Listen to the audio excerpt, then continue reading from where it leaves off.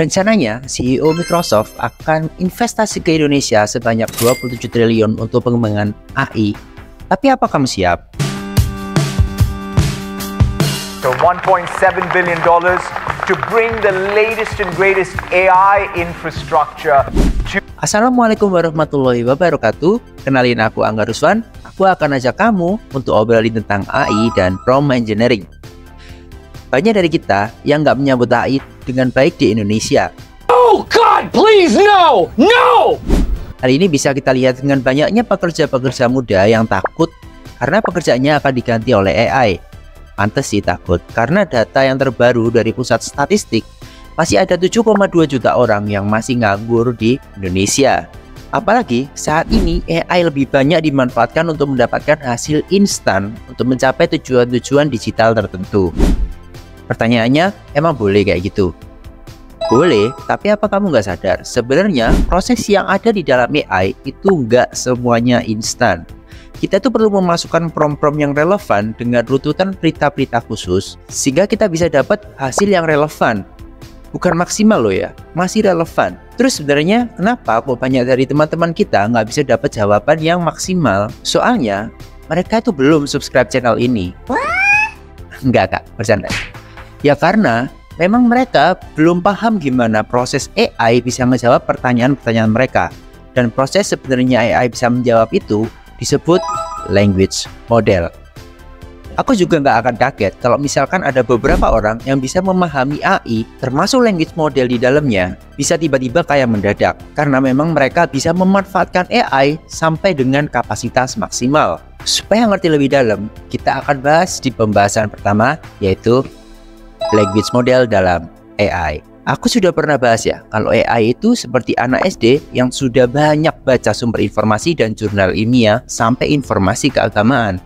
Jadi dia itu pinter banget, tapi polos.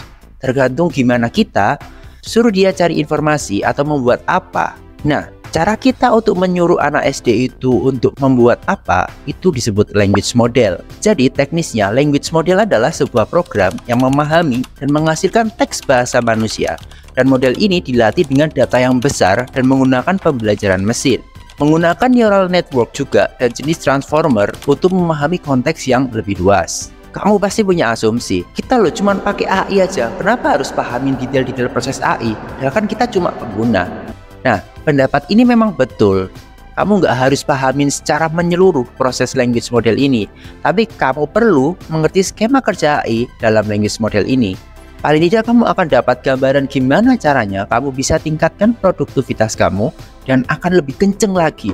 Kita analogikan ya, kalau AI adalah sepeda motor manual, tanpa kamu tahu apa itu language model, kamu seperti cuma naik motor dengan gigi 1, belum ke gigi 2.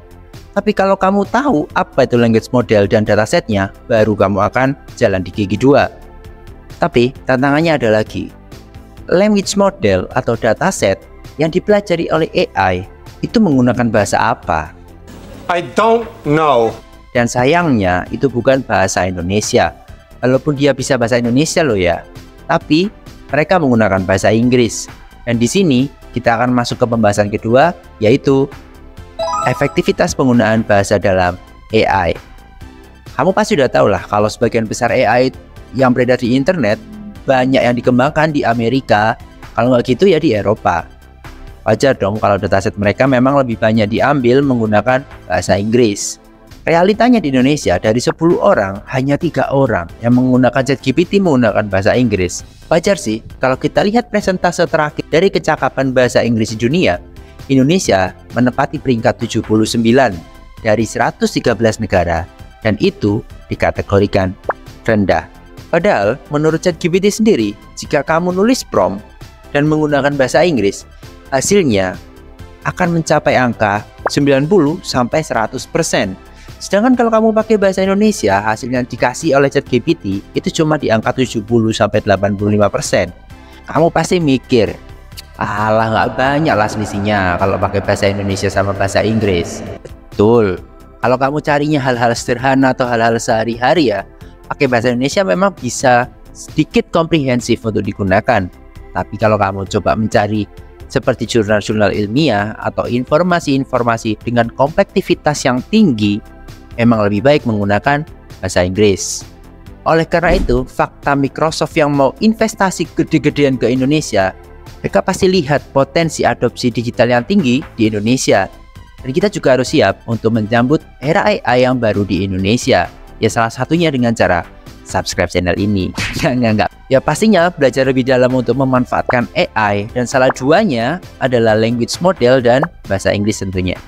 Oke, sementara sampai sini dulu. Untuk next kita akan masuk ke topik yang paling penting, yaitu mindset seorang prompt engineering. Sampai jumpa di next video. Assalamualaikum warahmatullahi wabarakatuh.